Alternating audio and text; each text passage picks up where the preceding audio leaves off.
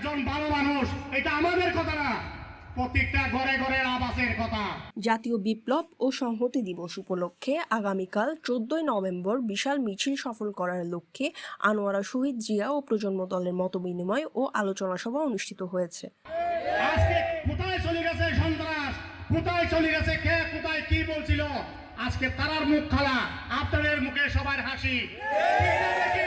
আপনারা বলেন, যখন আমি গেছিলাম 11 নম্বর ইউনিয়নে আমাকে বলছিল পাগল, এখানে পাগলামি করার জন্য আসছিল, সেদিনও নাকি প্রমাণ করেছিল নিজাম সাহেবের বক্তব্য কি আছে নাই, আমাকে প্রমাণ করেছিল গোরের মধ্যে, বলছিল এখানে কি নিজাম সাহেব আছে। তখন আমি যাওয়ার পরে পাইছিলাম 5 জন লোক, হয়ে গেছে 500 লোক।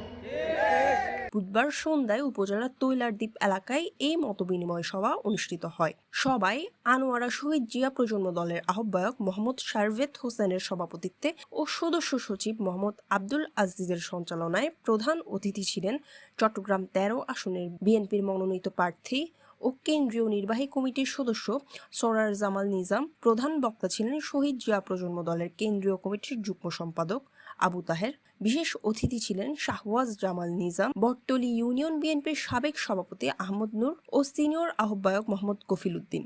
বিএনপি ও অঙ্গ সংগঠনের নেতাকর্মীরা উপস্থিত ছিলেন। আমাদের তরুণ প্রজন্ম যারা জিয়া প্রজন্ম, তাদের সংখ্যাই সবচেয়ে বেশি। তাই আপনারা যারা এখানে প্রবীণ উপস্থিত আছেন, তারা ঘরে ঘরে গিয়ে আপনাদের যারা তরুণ আছে তাদেরকে আপনারা উদ্বুদ্ধ করবেন, এবং আশা করি আপনারা আপনাদের তরুণ প্রজন্ম যারা আছে তাদেরকে মাঠে নামতে বলবেন। তারা ঘরে ঘরে যাতে যায়, মা বোনদেরকে যাতে বুঝায় এবং একে অপরকে যাতে বুঝায়।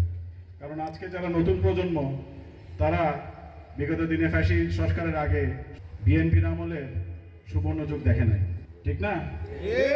তারা এখনো 20-22 বছর বা অনেক ইয়াং জেনারেশন, তারা এখন বেশিরভাগ ফোন, ইন্টারনেট, মোবাইল নিয়ে থাকে, কিন্তু তাদেরকে আপনাদের বোঝাতে হবে। বক্তারা বলেন, শহীদ প্রেসিডেন্ট জিয়াউর রহমানের ঘোষিত বহুদলীয় গণতন্ত্র আজও দেশের রাজনীতিতে প্রেরণার উৎস। তারা আগামী কর্মসূচি সফল করতে সকল স্তরের নেতাকর্মীদের ঐক্যবদ্ধ থাকার আহ্বান জানান।